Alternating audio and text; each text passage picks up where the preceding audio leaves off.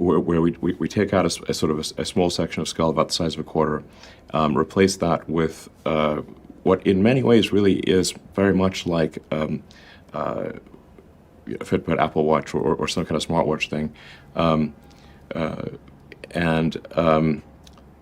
but with tiny wires, very tiny wires, wires so tiny it's hard to even see them. And it's very important to have very tiny wires so that when they're implanted, they don't damage the brain. How far are you from putting these into humans? Well, we have put in our FDA application to have aspirationally do the first human implant this year. The first uses will be for neurological injuries of different kinds. Yes. But rolling the clock forward and imagining when people are actually using these for their own enhancement, let's say, and for the enhancement of the world, how clear are you in your mind as to what it will feel like to have one of these inside your head? Well, I do want to emphasize we're at an early stage, and so it really will be many years before we have anything approximating a high bandwidth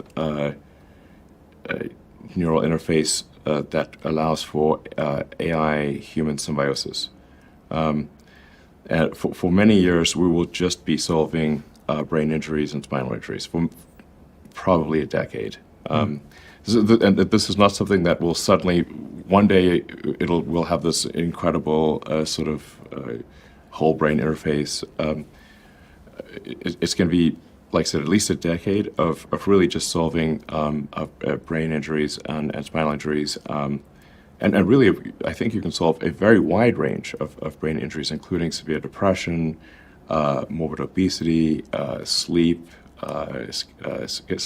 potentially schizophrenia, like a lot of things that cause great stress to people, restoring memory in older people. If you can pull that off, that's the app I will sign up for. Absolutely. I would.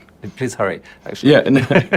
I mean, the emails that we get at Neuralink are heartbreaking. I mean, they'll send us just tragic, where someone was sort of in the prime of life, and they had an accident on a motorcycle, and someone who's 25 is it can't even feed themselves, and this is something we could fix.